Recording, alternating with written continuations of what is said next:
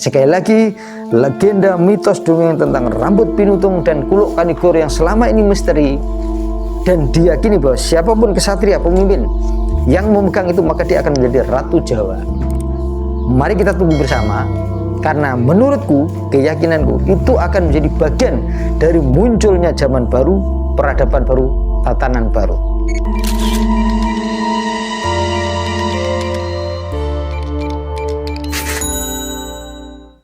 Rahayu, rahayu, rahayu. Selamat sejahtera ya. Ketemu lagi dengan Sri Teguh Bunga Dharma. Kita akan melanjutkan tema-tema sudut pandang. Di Pati itu ada sebuah cerita dongeng yang sangat legendaris, yaitu dongeng legenda tentang keris rambut pinutung dan kuluk kanigoro. Panjenengan orang Pati dan sekitarnya pasti sudah tahu semua legenda ini atau dongeng soal ini gitu loh. Nah, seperti yang aku sampaikan dalam hampir semua videoku adalah bahwa sesuatu yang bisa diucapkan itu esensinya pasti ada gitu loh. Cuman seperti apa esensinya, nah itu yang perlu pendalaman gitu loh. Begitu pula dongeng ini. Sesuatu yang didongengkan ini pasti ada esensinya gitu loh. Tapi sampai sekarang itu masih menjadi misteri gitu loh. Termasuk dongeng legenda tentang keris rambut pinutung dan kuluk kanigoro. Di dalam dongeng legenda ini itu diyakini bahwa siapapun kesatria yang kedunungan atau memegang keris rambut pinutung dan kuluk kanigoro, maka dia akan menjadi Ratu Jawa, pemimpin Jawa.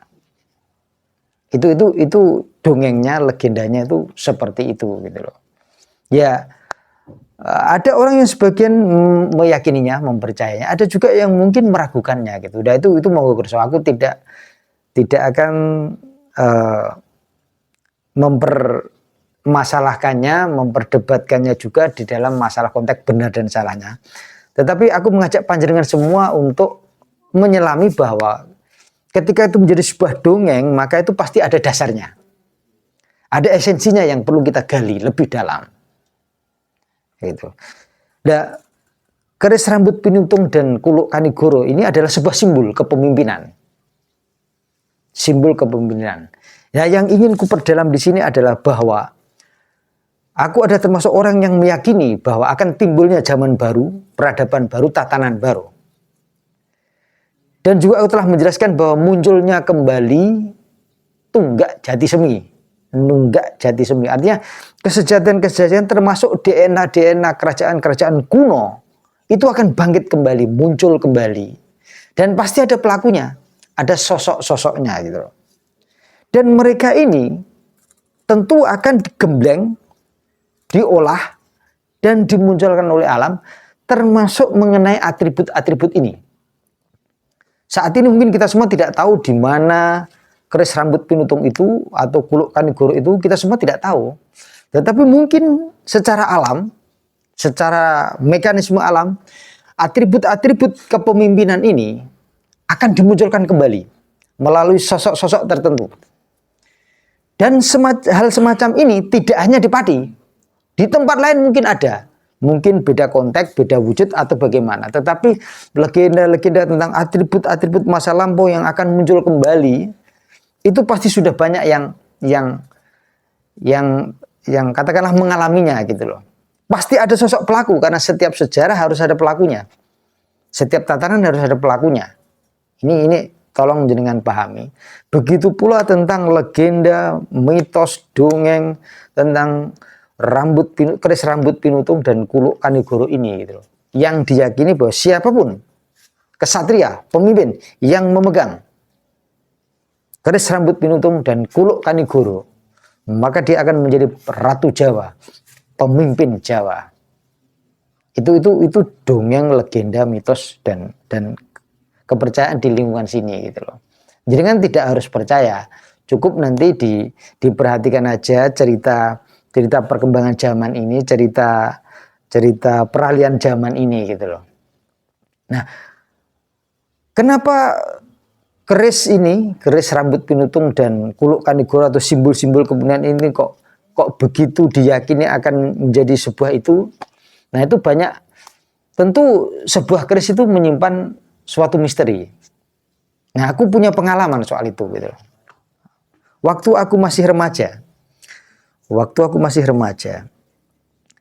aku tuh dipanggil oleh seorang ahli wesiaji, nah, termasuk ahli pusaka di Jogja gitu. Namanya Mbah Kromo. Semoga panjenengan semua yang meresani videoku ini kenal termasuk dengan Mbah Kromo ini gitu loh. Nah, waktu aku masih remaja, beliau meminta kepada keluargaku untuk aku didatangkan ke sana. Nah, kebetulan waktu itu bulan Suro. Lah, pada saat bulan Suro itu biasanya itu kan waktunya wesiaji. Keris-keris ini kan dimandikan, dicuci, di warang ya, di warang, dijamas gitu loh. Nah, waktu itu aku mendampingi beliau, Mbah Kromo ini. Nah, itu pada saat momen seperti itu tuh ribuan pusaka itu berdatangan. Anehnya, beliau tuh sama sekali tidak mencatat itu keris apa namanya dan punya siapa. Jadi orang datang membawa, kadang satu orang tuh membawa sampai 10, 15 gitu loh. Banyak sekali dan itu langsung ditaruh aja. Tidak ada satupun yang dicatat. Padahal itu ribuan keris. Nah, aku tuh sempat bertanya kepada beliau, Mbah, itu nanti apa enggak tertukar kok Simbah tidak mencatat ini keris siapa, punya siapa. Tidak Gus. Beliau menjelaskan begini, keris ini punya roh, punya sukma daya hidup gitu, dan itu bisa berkomunikasi. Nah, Simbah nanti bisa berkomunikasi dengan ini sehingga keris ini akan menunjukkan dia itu namanya siapa dan pemiliknya siapa. Jadi tidak mungkin tertukar. Nanti ketika ini semua sudah selesai dijamas, ketika mereka mengambil nanti jangan perhatikan tidak ada satupun yang tertukar, dan itu terbukti. Begitu keris ini selesai dijamas dan diambil oleh para pemiliknya, tidak ada satupun yang tertukar. Karena itu tadi, keris ini sudah berbicara dengan Simbah Kromo ini bahwa namanya ini dan pemiliknya ini, itu sudah ngomong sendiri-sendiri. Nah, dari pengalaman masa remajaku itu aku jadi tahu, oh, keris ini adalah bagian daripada simbol data yang menyimpan DNA. Suatu DNA genetika tertentu dari ras tertentu, dari keturunan tertentu.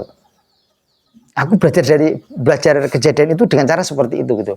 Begitu pula atribut-atribut kuno termasuk keris rambut pinutung dan kuluk kanigoro ini, dan juga mungkin di tempat lain ada legenda yang lain, mitos yang lain, dongeng yang lain, monggo kerso jenengan gali sendiri.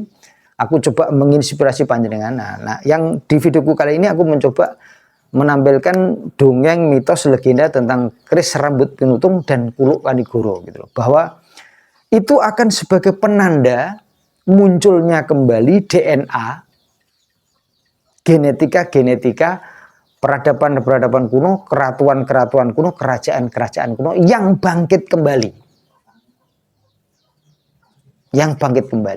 Sekali lagi, kita semua tidak tahu di mana keris rambut pinutung dan kuluk kanigoro ini gitu loh. Apakah dia masuk ke dimensi alam halus atau saat ini sudah dipegang oleh seseorang? Kita semua tidak tahu. Cuman legendanya, mitosnya, dongengnya seperti itu. Siapapun pemimpin, siapapun kesatria yang memegang ini, maka dia akan menjadi pemimpin, menjadi ratu Jawa. Itu dongengnya, mitosnya gitu loh. Bagi panjenengan yang tidak percaya, ya dilupakan saja. Tetapi berdasarkan pengalamanku, sudut pandangku ini ya, ketika aku masa remaja itu digembleng tentang wesi aji ini tadi, itu ribuan pusaka yang datang ke tempatnya Mbah Kromo untuk dijamas, itu tidak ada satupun yang dicatat. Tetapi ketika selesai, semuanya itu dikumpulkan jadi satu, itu tidak ada satupun yang tertukar.